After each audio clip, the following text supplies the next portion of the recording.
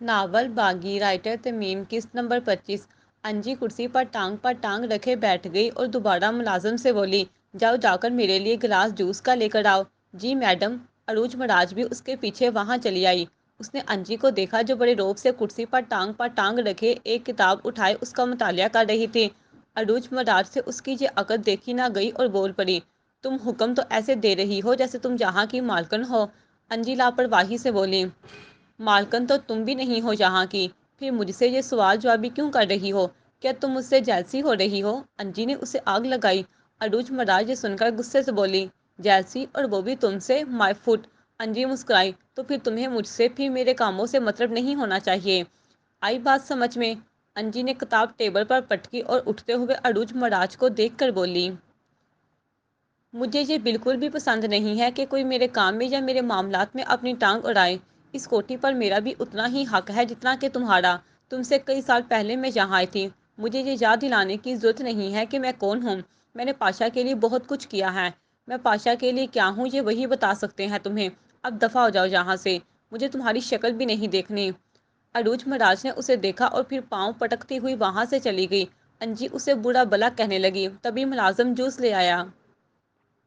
Madam आपका juice. बहुत शुक्रिया तुम्हारा। अंजी ने उसके हाथ से जूस का गिलास ले लिया। वो जाने लगा तो अंजी ने उसे रोक लिया। सुनो रुको। जी। वो पलटा।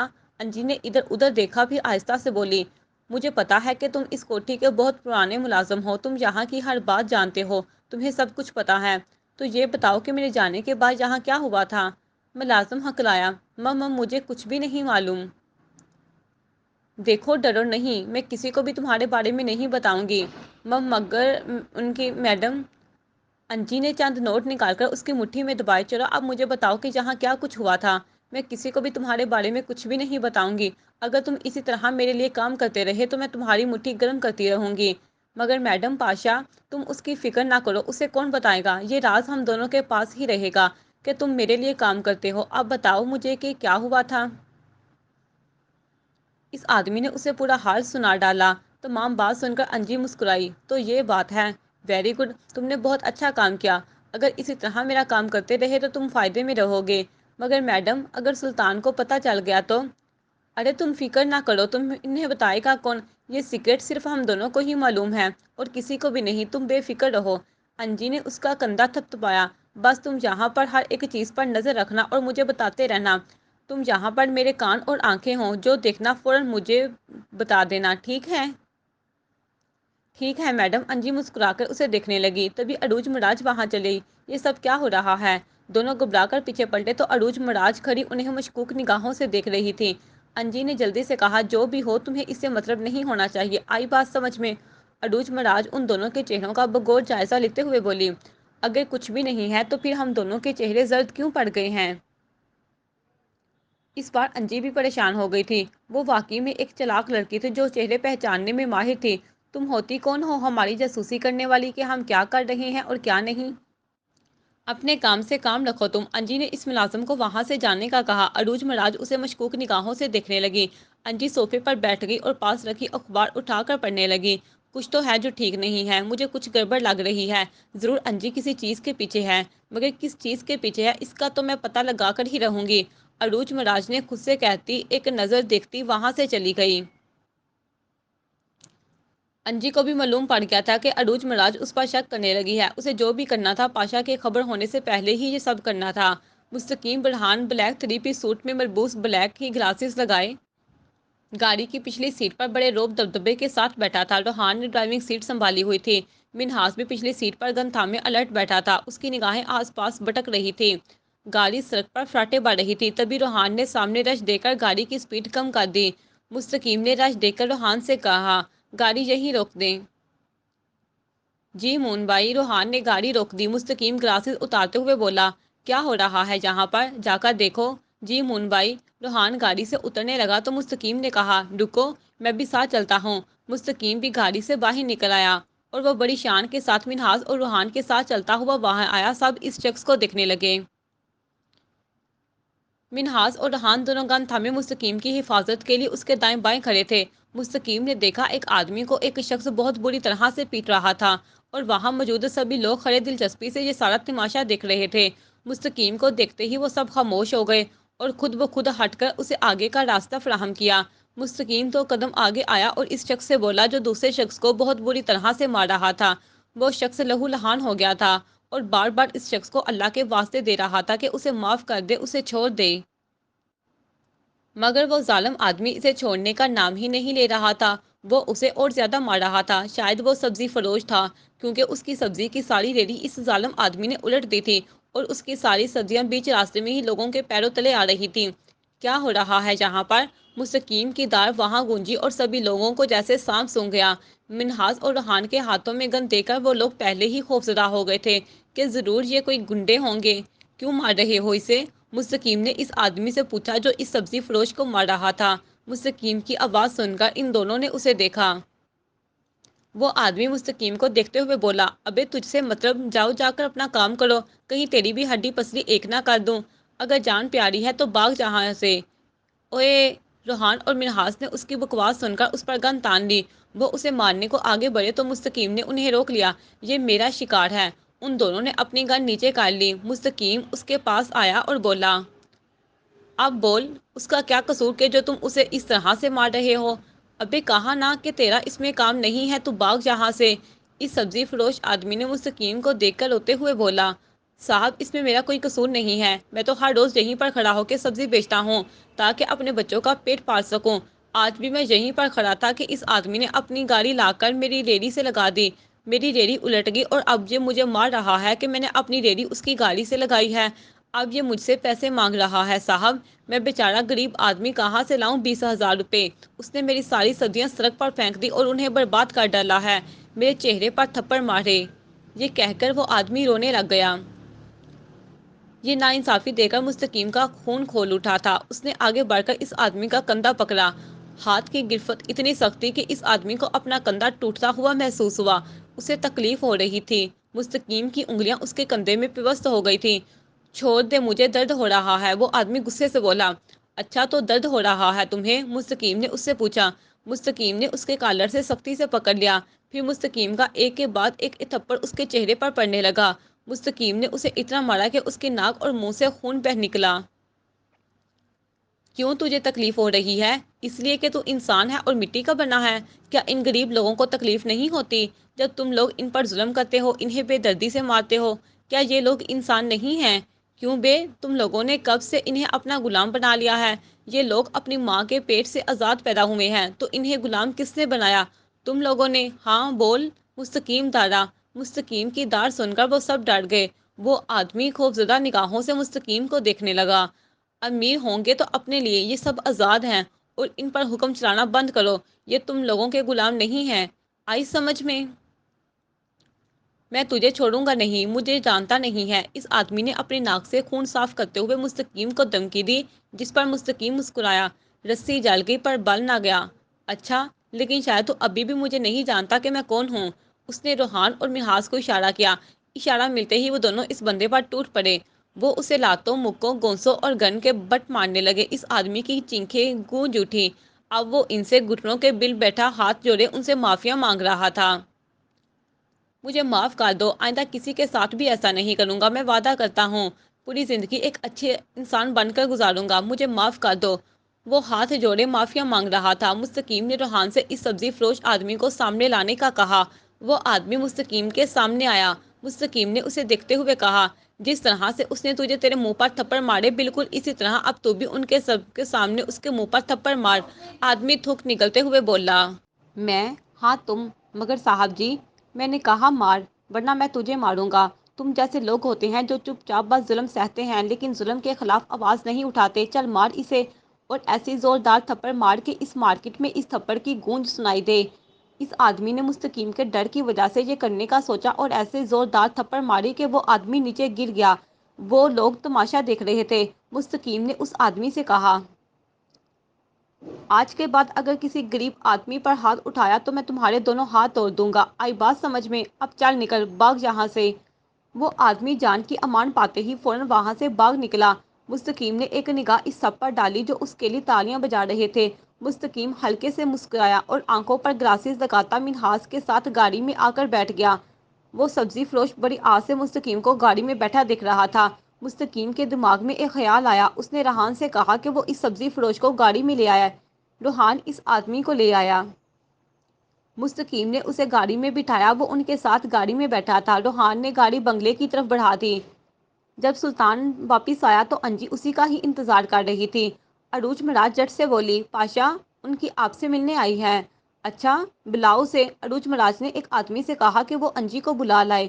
وہ آدمی انجی کو بلانے آیا جو کرسی پر بیٹھی دونوں ٹانگیں سامنے ٹیبل پر رکھے مزے سے فرنچ فرائز کھا رہی تھی۔ میڈم آپ کو پاشا بلا رہے ہیں۔ یہ سننا تھا کہ وہ جلدی سے سیدھی کھڑی ہو گئی۔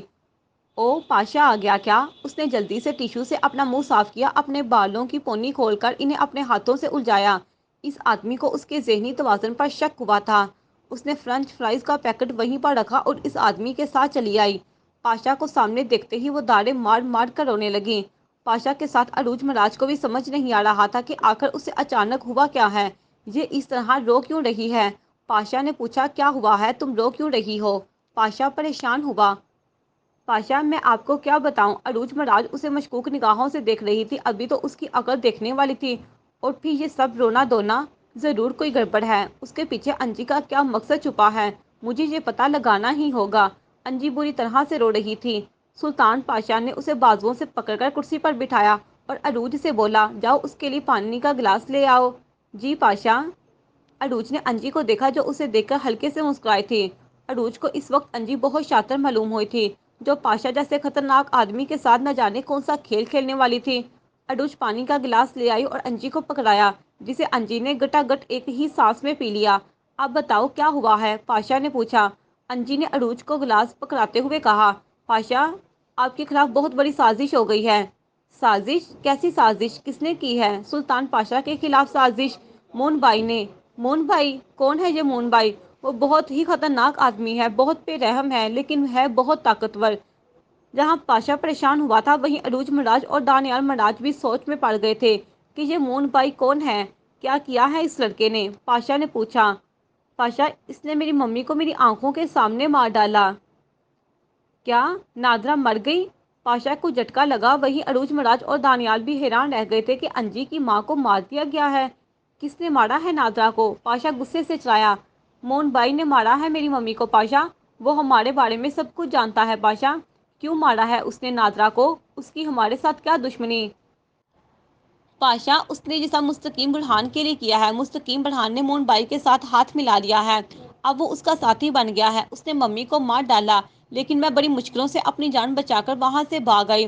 وہ اب آپ کے خلاف پلان بنا رہے ہیں، عنقریب وہ ایک بڑی منصوبہ بندی کرنے والے ہیں آپ کے خلاف۔ پاشا یہ سن کر پریشان ہو گیا، یہ مون بھائی کہاں سے آ گیا؟ کون ہے یہ لڑکا؟ اور اس چلاک لڑکے نے اس کے ساتھ ہاتھ ملا لیا؟ تبھی تو اس نے مجھے دھمکی پہنچائی تھی، تو یہ بات تھی۔ تبھی تو وہ مجھے یعنی پاشا کو دھمکیاں بھجوا رہا تھا، کیونکہ اس نے مون بھائی کے ساتھ ہاتھ ملا لیا تھا۔ اب میں سمجھا، مجھے بچا لیجئے پاشا، ورنہ وہ مجھے بھی مار ڈالیں گے۔ انجی آنسو بہاتے ہوئے بولی، تم پریشان نہ ہو، میں نادرا کی موت کا بدلہ ان دونوں سے ضرور لوں گا۔ انہوں نے نادرا کو مار کر مجھے بہت بڑا نقصان پہنچایا، کیونکہ وہ جانتے تھے کہ نادرا میرے لیے کتنی اہم ہے، اس لیے تو انہوں نے اسے ہی ختم کر ڈالا۔ میں تمہیں چھوڑوں گا نہیں مستقیم برہان، اور تیرے اس مون بھائی کو بھی دیکھ لوں گا میں۔ گینگسٹر کی دنیا کا صرف ایک ہی سلطان ہے، اور وہ ہے سلطان پاشا۔ کوئی بھی سلطان پاشا کو اس کی جگہ سے نہیں ہٹا سکتا، تم دونوں بھی نہیں۔ میں تم دونوں کا حال بھی لالا کی طرح کروں گا، دیکھ لینا تم دونوں۔ انجی پاشا کو دیکھنے لگی جو پاگل ہو رہا تھا۔ وہ مسکرائی، وہ پاشا کو بے وقوف بنانے میں کامیاب رہی تھی۔ اب آئے گا اصل مزہ۔ انجی مسکرائی اور عروج مراج سے اس کی یہ مسکراہٹ چھپی نہ رہ سکی تھی۔ انجی وہاں سے نکلی، پلکوں پر ٹھہرا ایک آنسو اس نے اپنی انگلی پر لیا اور اسے اچھالتے ہوئے مسکرا کر بولی، پاشا اب سے تیری بربادی کے دن شروع ہوئے چاہتے ہیں، اب بس دیکھتے جاؤ کہ تمہارے ساتھ ہوتا ہے کیا۔ بہت کر لی تم نے حکمرانی ہم انسانوں پر، اب تمہاری بربادی کے دن شروع ہو گئے ہیں، بس تم دیکھتے جاؤ۔ تبھی عروج مراج اس کے سامنے آ گئی۔ انجی نے اسے نخوت سے دیکھا، اسے اس وقت یہ لڑکی سب سے بڑی رکاوٹ معلوم ہو رہی تھی۔ کیا ہے؟ انجی نے پوچھا۔ یہ سب کیا ڈرامہ تھا؟ کون سا ڈرامہ؟ وہی مون بائی والا ڈرامہ۔ زیادہ انجان بننے کی ضرورت نہیں ہے تمہیں انجی۔ یہ سن کر انجی مسکرائی، او ہاں وہ ڈرامہ تو نہیں تھا، وہ سب سچ تھا۔ سچ؟ عروج مراج چنزر مسکرائی۔ انجی صاحبہ، تم نے عروج مراج کو پاگل سمجھا ہوا ہے کیا؟ अरूज मुराज तो उड़ती चिड़िया के पर भी गिन लेती है। हाँ तो ठीक है ना, फिर गिन लो उड़ती चिड़िया के पर, मैं क्या करूँ? मेरे मुंह क्यों लग रही हो तुम? मुझे ऐसा क्यों लग रहा है कि तुम पाशा के खिलाफ किसी साजिश का हिस्सा बन रही हो? ये सुनकर अंजी हंसी। तुम्हारी छठी हिस्स तो बहुत ही तेज है अरूज महाराज, मानना पड़ेगा। वैसे तुम पाशा की सबसे पालतू कुत्ती हो। बकवास बंद करो तुम अपनी, अब तुम हद से बढ़ रही हो। अरूज को तो गुस्सा ही आ गया था ये सुनकर। क्यों, क्या मैंने कुछ गलत कह दिया? क्या तुम पाशा की पालतू नहीं हो? सारा दिन तो उसी के हुक्म पर दम झुलाती फिरती हो। तुमने वही होना जिसने पाशा के कहने पर अली रजा को फंसाया, जो तुमसे मोहब्बत करता था। इस बेचारे ने तुम्हारी खातिर सब कुछ छोड़ दिया, और तुमने उसके साथ क्या किया? तुम एक धोखेबाज और घटिया लड़की हो जो सिर्फ अपना मुफाद देखती है। उसके आगे किसी की मोहब्बत की कोई वैल्यू नहीं है। मुझे तुम जैसी लड़की पर तरस आता है जो पाशा की गुलाम बनकर रह गई है। अरूज ने गुस्से से अपनी मुठ्ठियां बेंच ली थी। गुस्सा आ रहा है तुम्हें मुझ पर? अंजी उसकी हालत से खूब महसूस हो रही थी। तुम जानती नहीं हो अंजी मोहतरमा, अगर मैंने पाशा को तुम्हारी गद्दारी या उससे बगावत की खबर दी तो फिर तुम्हारे साथ क्या होगा? पाशा बगावत करने वालों को जिंदा नहीं छोड़ता। वो मुस्कुराई। मुझे अब किसी से भी डर नहीं लगता, मैंने डरना छोड़ दिया है। अब तुम अपने बारे में सोचो, मैंने अपना ज़हन बना लिया है। मैं अब अपनी बाकी की ज़िंदगी उसकी गुलामी करते हुए नहीं गुजार सकती। उसने हम माँ बेटी को हमेशा अपने फ़ायदे के लिए ही इस्तेमाल किया है। अब बस बहुत हुआ। पाशा जैसे गलीज इंसान के साथ मिलकर मैंने बहुत से गुनाह किए, बहुत से लोगों को मारा, उन्हें बर्बाद किया। अब मुझे अपने गुनाहों का सोचकर पछतावा होता है। अब मैं अपनी गलतियों को सुधारना चाहती हूँ, मैं इन गुनाहों का कफारा अदा करना चाहती हूँ। मैंने इस इंसान की वजह से अपनी माँ को खो दिया। अब मैं पाशा का डट के मुकाबला करना चाहती हूँ। मैं अब अपनी अच्छाई का साथ दूंगी, चाहे इसके लिए मुझे कुछ भी कीमत चुकानी पड़े। मैं वो चुकाऊंगी, क्योंकि मेरे पास अब खोने को कुछ भी नहीं है, और ना मेरी कमज़ोरी कोई पाशा के पास है जिसे इस्तेमाल करके वो मुझे कमज़ोर बना सके। अरूर समझ गई थी कि वो किस कमज़ोरी की तरफ करके वो मुझे कमज़ोर बना सके। अरूज समझ गई थी कि वो किस कमज़ोरी की तरफ इशारा कर रही है। वैसे डरना तो तुम्हें चाहिए, क्योंकि पाशा के पास तुम्हारी एक नहीं बल्कि दो दो कमज़ोरियां हैं, एक बाप और दूसरा भाई। और मुझे यकीन है कि तुम इन दोनों में से किसी को भी नहीं खोना चाहोगी। ये कहकर अंजी वहां से निकल गई, लेकिन अरूज महाराज गहरी सोच में पड़ गई थी। वो सब्जी फरोश आदमी जिसका नाम नवाज था, वो खुद ही मुस्तकीम की टीम में शामिल हो गया था। मुस्तकीम रहान और मिनहाज के साथ मिलकर अपना एक गैंग बना रहा था जो पाशा का मुकाबला कर सके। इसलिए वो जब भी किसी आदमी को मुश्किल में देखता तो फौरन से उसे अपने आदमियों के साथ उसकी मदद को आ जाता, और फिर जो आहिस्ता आहिस्ता उसके गैंग में शामिल होने वालों की तादाद में इजाफा होने लगा। वो अपने आदमियों के साथ शहर के दौरे पर निकल गया। एक रश जगह देखकर उसने गाड़ी रुकवा दी। मुस्तकीम गाड़ी से बाहर निकला और उसके पीछे मुनहास, रोहान और नवाज गन थामे पीछे पीछे चलने लगे। मुस्तकीम को देखकर वो सब लोग एक साइड पे हो गए। रूहान जल्दी से कहीं से कुर्सी उठा लाया, जिस पर मुस्तकीम बड़े रौब से टांग पर टांग रख कर बैठ गया। क्या हो रहा है यहाँ? मुस्तकीम बुरहान की गजदार आवाज़ गूंजी। फिर मनहास और नवाज को हुक्म दिया कि वो उन दोनों आदमियों को उसके पास ले आए। वो दोनों हुक्म पाते ही उन दोनों को वहाँ ले आए। हाँ भाई, क्या तमाशा लगा रहा है? मुस्तकीम ने कुर्सी से टेक लगाते हुए इस काले रंग वाले आदमी से पूछा। उस आदमी ने कहा, 2 महीने हो गए हैं इस साले ने दुकान का किराया नहीं दिया। जब भी किराया लेने आया तो साला हर रोज कोई ना कोई बहाना बना लेता है, लेकिन किराया नहीं देता। दूसरे आदमी ने रोते हुए मुस्तकीम से कहा, साहब अल्लाह गवाह है, मैं झूठ नहीं बोल रहा, मेरे पास पैसे नहीं हैं। मेरी बच्ची के दिल में सुराख है, उसके इलाज के लिए भी हर एक से उधार मांग रहा हूँ, लेकिन ये मेरी किसी भी बात का एतबार नहीं कर रहा। वो रोते हुए कह रहा था। मुस्तकीम के साथ रहान, मिनहास और नवाज को भी अफसोस हुआ था। मुस्तकीम इस काले रंग वाले आदमी से कहा, क्यों बे, इतना मस्त हो गया है कि तू लोगों पर हाथ उठाने लगा है? मुस्तकीम ने उसे कॉलर से पकड़ के अपने पास खींचा और एक जोरदार थप्पड़ उसके गाल पर दे मारा। इस आदमी का गाल सन हो गया। अब वो आदमी मिनहास और रहान और नवाज के आगे फेंकते हुए बोला, इस आदमी को इतना मारो कि इसकी सारी अकड़ निकल जाए। Yes boss. हुक्म पाते ही वो इस पर टूट पड़े। अब इस आदमी की चीखें बुलंद थीं। मुस्तकीम कुर्सी से टेक लगाए ये सारा मंजर देख रहा था। वहां मौजूद लोगों ने खौफ से इस आदमी को देखा था। अब वो आदमी हाथ जोड़कर माफिया मांग रहा था। मुस्तकीम ने कहा कि अब उसे छोड़ दो। वो आदमी मुस्तकीम के कदमों में गिरकर माफिया मांगने लगा। मुस्तकीम ने इस आदमी को लात मारकर दूर हटाया, फिर दूसरे आदमी से बोला, आज के बाद ये दुकान तुम्हारी हुई। अगर तुम इससे किराया लेने आए तो मुझे फौरन से कॉल कर देना, फिर मैं इसे देख लूंगा।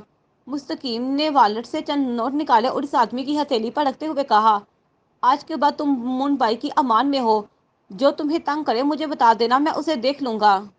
شکریہ صاحب، بہت بہت شکریہ۔ وہ اپنی پیشانی پر ہاتھ رکھے بولا اور رو پڑا، شاید یہ خوشی کے آنسو تھے۔ مستقیم نے آگے بڑھ کر اسے گلے سے لگا کر اسے تھپکی دی، پھر وہ وہاں موجود ان سب لوگوں سے کہا، اگر آج کے بعد اگر کسی ظالم نے کسی مظلوم پر ظلم کیا تو پھر وہ مون بائی کے غضب سے نہیں بچ سکے گا۔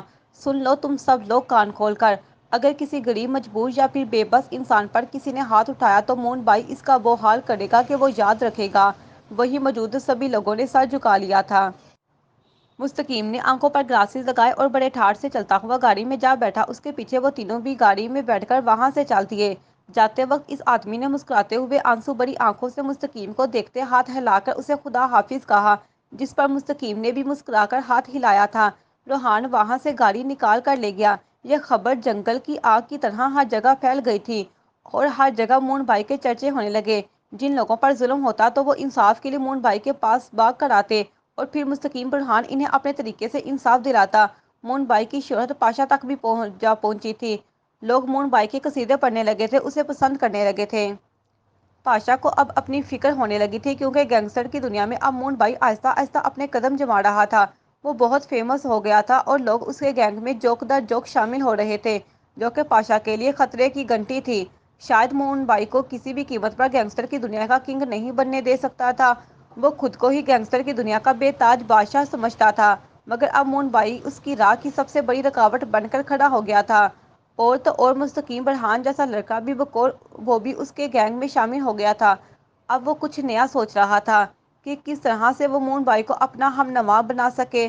اس نے ایک اور پلان بنایا تھا، کیونکہ مون بائی بہت کم عرصے میں ہی بہت مشہور ہو گیا تھا، اس لیے پاشا نے سوچا کہ وہ اتنی آسانی سے مون بائی کو ہٹا تو نہیں سکتا۔ کیوں نہ وہ اس کے ساتھ ہاتھ ملا لے اور اسے اپنے گینگ میں شامل کر لے، اس طرح وہ اور زیادہ طاقتور ہو جائے گا۔ اب وہ اس پر جلد از جلد کام کرنا چاہتا تھا۔ یہ سوچ کر اس کی راتوں کی نیندیں بھی حرام ہو گئی تھی، یا یوں کہو مون بائی عرف مستقیم برہان نے اس کا چین سکون غارت کر کے رکھ دیا تھا۔ دورے شہوار کانوں میں ہینڈ فری لگائے بڑے مزے سے چیئر پر بیٹھی کوئی سانگ سن رہی تھی۔ تبھی پولیس وہاں داخل ہوئی۔ پولیس کو دیکھ کر دورے شہوار ڈر گئی، وہ اٹھ کھڑی ہوئی۔ دورے شہوار کون ہے یہاں؟ پولیس انسپکٹر نے پوچھا۔ دورے شہوار اپنے کانوں سے ہینڈ فری نکالتے ہوئے بولی، جی میں ہی ہوں دورے شہوار، کیا مسئلہ ہے؟ انہیں اریسٹ کر لو، انسپکٹر صاحب نے لیڈیز پولیس سے کہا۔ وہ دورے شہوار کو سیٹ کرنے کو آگے بڑھی تو دورے شہوار نے کہا، میں نے کیا کیا ہے انسپکٹر صاحب؟ آپ مجھے اس طرح سے کیسے اریسٹ کر سکتے ہیں؟ میرا جرم کیا ہے وہ بتائیں مجھے۔ بی بی جی، آپ نے فرح نامی لڑکی کو جان سے مارنے کی کوشش کی ہے۔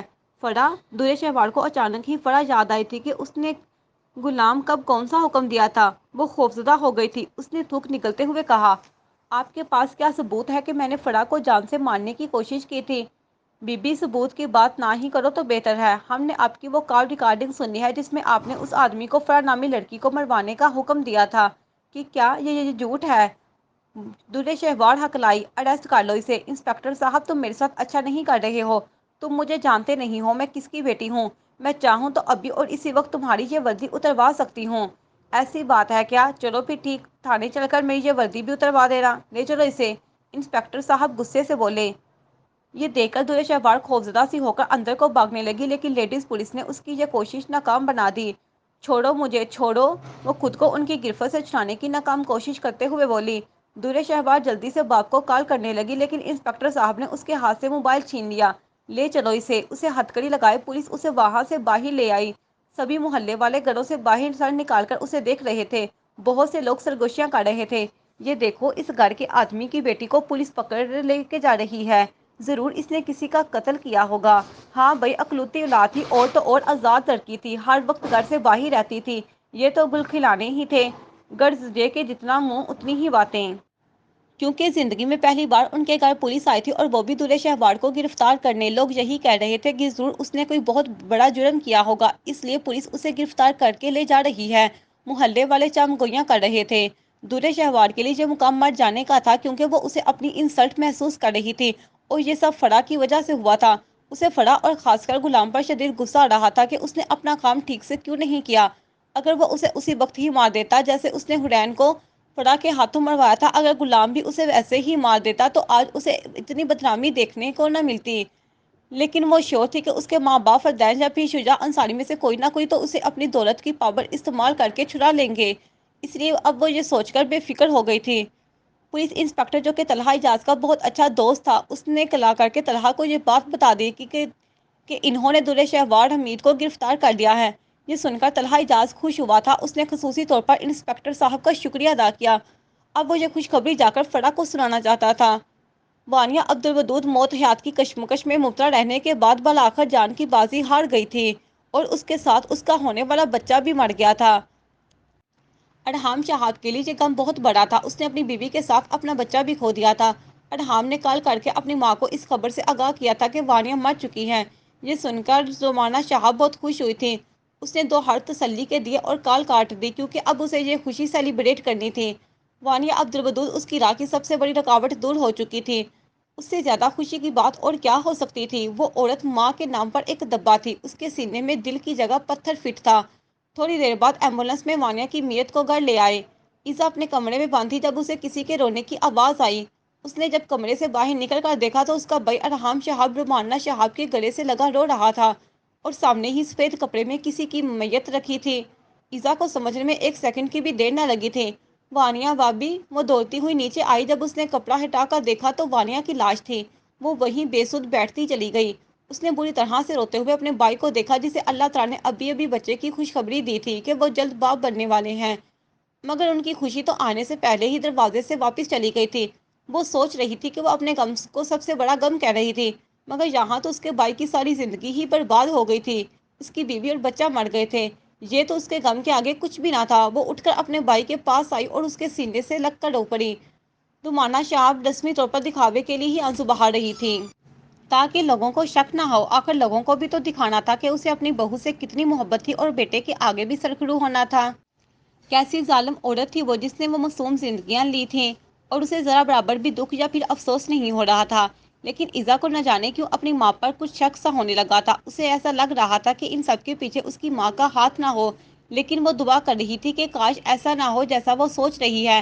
اس کا جان سے پیارا بھائی بہت غمزدہ تھا اور اسے اپنے بھائی کی یہ حالت دیکھی نہیں جا رہی تھی۔ وانیہ کی موت کو 2 ہفتے بیت گئے۔ کہتے ہیں کہ وقت سب سے بڑا مرہم ہوتا ہے۔ ارحام شہاب بھی بالآخر اپنی لائف روٹین کی طرف واپس آ گیا، لیکن وہ اب بھی اکثر وانیہ اور اپنے ہونے والے بچے کو یاد کر کے روتا تھا۔ اس نے دوبارہ سے آفس جانا سٹارٹ کر لیا تھا۔ وہ گاڑی میں بیٹھا سگنل کھلنے کا انتظار کر رہا تھا، تبھی اس نے نوال کو دیکھا جو بند فائلیں سینے سے لگائے اس کی گاڑی سے سامنے سے گزری۔ یہ تو نوال ہے، وہ خود سے گویا ہوا۔ نوال نے ایک رکشے کو روکا اور اس میں بیٹھ گئی۔ ابھی اس نے اس سے بات کرنے کا ارادہ کیا ہی تھا کہ سگنل کھل گیا اور پیچھے قطاروں میں کھڑی گاڑیوں نے ہارن دینے شروع کر دیے، جس کی وجہ سے اسے اپنی گاڑی آگے بڑھانا پڑی۔ وہ اب اس رکشے کو فالو کر رہا تھا۔ وہ رکشہ ایک شاندار آفس کی بلڈنگ کے کچھ ہی فاصلے پر رک گیا۔ پھر نوال رکشے سے اتر گئی۔ اس نے کرایہ ادا کیا اور پھر اپنی چادر درست کرتی وہ اس آفس کی بلڈنگ میں داخل ہو گئی۔ گاڑی میں بیٹھا ارحام شہاب اسے جاتے ہوئے دیکھ رہا تھا۔ تو تم جہاں پر آپ کام کرتی ہو نوال فاطمہ، وہ خود سے گویا ہوا، میں تمہیں اتنی آسانی سے چھوڑوں گا نہیں۔ میں تم سے اپنے ہر سوال کا جواب لوں گا۔ اسے آفس سے دیر ہو رہی تھی، اس لیے وہ وہیں سے گاڑی واپس لے گیا۔ جب آفس کی چھٹی ہوئی اور سبھی ورکر اپنے گھروں کو جانے لگے، نوال فاطمہ بھی فائلیں سینے سے لگائے اپنا بیگ کندھے سے لٹکائے آفس سے باہر نکلی۔ ارحام شہاب پہلے سے ہی وہیں اپنی گاڑی میں بیٹھا اس کے نکلنے کا انتظار کر رہا تھا۔ وہ جو ہی آفس سے باہر نکلی وہ سیدھا ہو گیا۔ آج وہ تہیہ کر کے ہی آیا تھا کہ وہ نوال سے اپنے سارے سوالات کے جواب لے کر ہی جائے گا۔ آخر کیوں کہ وہ اسے دھوکہ دے کر بیچ راستے میں ہی اس کا ساتھ چھوڑ کر چلی گئی۔ وہ گاڑی سے باہر نکل آیا۔ اب اس نے چند قدم ہی نوال کی طرف بڑھائے تھے کہ اس نے دیکھا ایک خوبصورت نوجوان نوال کے پاس بھاگ کر آیا۔ ہے مس نوال۔ نوال نے آواز سن کر گردن موڑ کر پیچھے دیکھا تو اس کا باس یاسر اسے بلا رہا تھا۔ سر آپ؟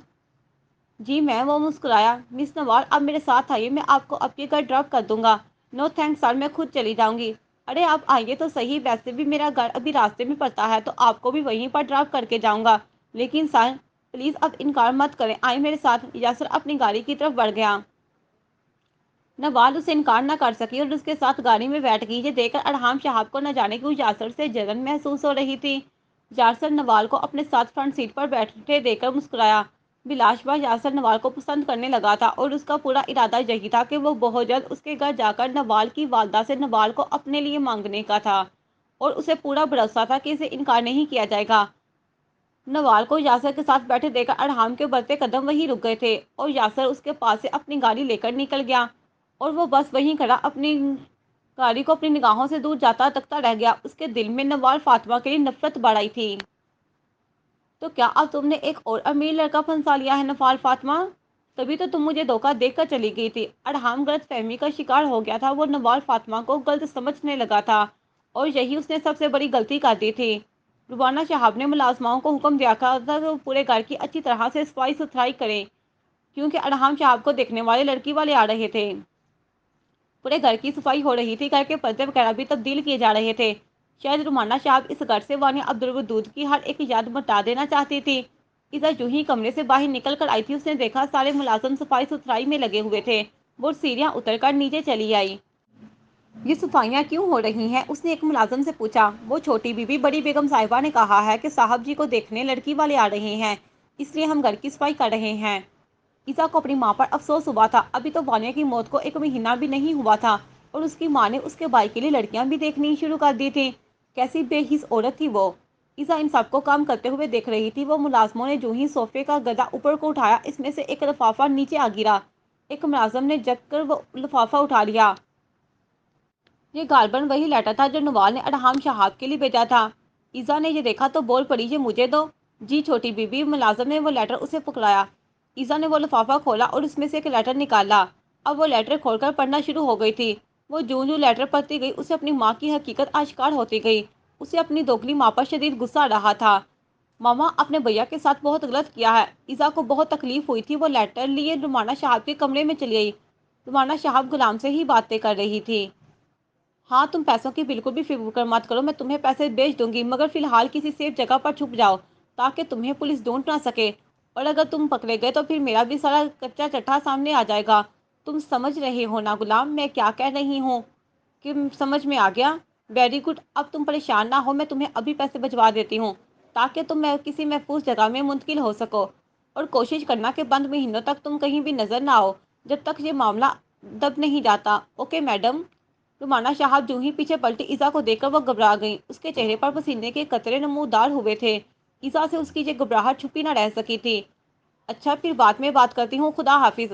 رومانہ شہاب نے کال کاٹی اور اب وہ مسکراتے ہوئے ایزا کو دیکھنے لگی۔ ارے ایزا، تم آج میرے کمرے میں؟ What a surprise! مگر ایزا کچھ بھی نہ بولی۔ اس کی آنکھوں میں آنسو دیکھ کر رومانہ نے کہا، ایزا میری جان، کیا ہوا ہے؟ تم رو رہی ہو کیا؟ What happened? وہ ایزا کی طرف بڑھی تو ایزا پیچھے کو ہوئی۔ میرے قریب بھی مت آئے ماما، کیا ہوا ہے؟ رومانہ شہاب کو تشویش سی ہوئی۔ واہ ماما، کیا کھیل کھیلا ہے آپ نے! پہلے وانیہ بھابھی کو ہٹانے کے لیے نوال کا سہارا لیا، اور جب وانیہ بھابھی ہٹ گئی تو نوال کو بھی راستے سے ہٹا دیا، اور جب وانیہ بھابھی پھر سے بھیا کی زندگی میں انٹر ہوئی تو آپ نے انہیں اسی آدمی کے ہاتھوں مروا کر اسے راستے سے ہٹا دیا۔ یہ سچ ہے نا ماما؟ یہی وہ آدمی تھا نا جس سے آپ نے کہہ کر وانیہ بھابھی کا ایکسیڈنٹ کروایا تھا، اور اب اپنے گناہوں کو چھپانے کے لیے اسے کہیں چھپ جانے کا کہہ رہی ہیں؟ یہ سن کر رومانہ شہاب نے حیرت سے اپنی بیٹی کو دیکھا جو سب کچھ جان چکی تھی۔ کتنی مکار ہے ماما! ایزا نے نفرت سے کہا، آپ کا اصل چہرہ میرے سامنے آ ہی گیا آخر۔ آپ نے بھیا کے ساتھ بہت غلط کیا۔ وہ آپ کی کتنی عزت کرتا ہے، آپ سے محبت کرتا ہے، آپ کو سگی ماں کی طرح پیار کرتا ہے، اور آپ نے ان کے ساتھ یہ سب کیا۔ سوچے جب بھیا کو آپ کی اصلیت معلوم ہو جائے گی تو ان کے دل پر کیا بیتے گی۔ میں بھیا کو سب کچھ بتا دوں گی۔ اب بس بہت ہو گیا، بہت کھیل لیا آپ نے دوسروں کی زندگیوں سے، مزید آپ کو کوئی چھوٹ نہیں دوں گی۔ ایزا کی بات سن کر رومانہ شہاب خوفزدہ ہو گئی تھی۔ میں ابھی جا کر بھیا کو سب کچھ بتاتی ہوں۔ رومانہ شہاب کے ہاتھ سے موبائل گر گیا، وہ بہت خوفزدہ ہو گئی تھی۔ ایزا تیزی سے کمرے سے نکل گئی، لیکن رومانہ شہاب نے جلدی سے اس کے سامنے آ کر اس کا راستہ روک گئی۔ تم ایسا کچھ بھی نہیں کرو گی ایزا، تم ارحام کو کچھ بھی نہیں بتاؤ گی؟ بیٹیاں تو ماں کی عزت کی لاج رکھتی ہیں نا۔ دیکھو میری پیاری بیٹی، تم غلط سوچ رہی ہو، تم کسی کو بھی کچھ نہیں بتاؤ گی، ہے نا؟ رومانہ شہاب نے بہت مان سے پوچھا تھا۔ ہرگز بھی نہیں، اب بہت بہک لیا میں نے، اب میں آپ کی چکنی چڑی باتوں میں نہیں آنے والی، میں جا رہی ہوں۔ رومانہ شہاب کو اپنی کشتی ڈوبتی ہوئی محسوس ہوئی تھی۔ جب اس نے دیکھا کہ ایزا کسی بھی طور پر اس کی باتوں میں نہیں آ رہی تو وہ اور شفافیت پر اتر آئی۔ ایزا جو ہی کمرے سے نکلنے لگی، رومانہ شہاب نے پاس رکھا ماربل کا گلدان پوری قوت کے ساتھ ایزا کے سر پر دے مارا۔ رومانہ شہاب جیسی عورت اپنے مفاد کے لیے کسی بھی حد تک جا سکتی تھی۔ اس نے تو اپنی سگی اولاد تک کو جان سے مارنے کی کوشش کی تھی، صرف خود کو بچانے کے لیے۔ ایزا نیچے گر گئی، اس کے سر سے خون تیزی سے بہہ رہا تھا۔ रुमाना साहब ने गुलदान फेंका और झुककर इज़ा की नब्ज़ चेक करने लगी। उसकी सांसें चल रही थीं, यानी कि वो अभी तक जिंदा थी। वो बेहोश पड़ी इज़ा को देखते हुए शफ़ाक़ियत से बोली, तुम मेरे लिए एक खतरा हो और मैं तुम्हें यूँ आज़ाद नहीं छोड़ सकती। सबसे पहले तुम्हें ठिकाने ठिकाने लगाना होगा। रुमाना साहब ने अपने पुराने और वफादार मुलाजमों को बुलाया और इनकी मदद से इज़ा को उठवाकर करके अकबी हिस्से में मौजूद वीरान तंग तरीक कमरे में कैद कर लिया।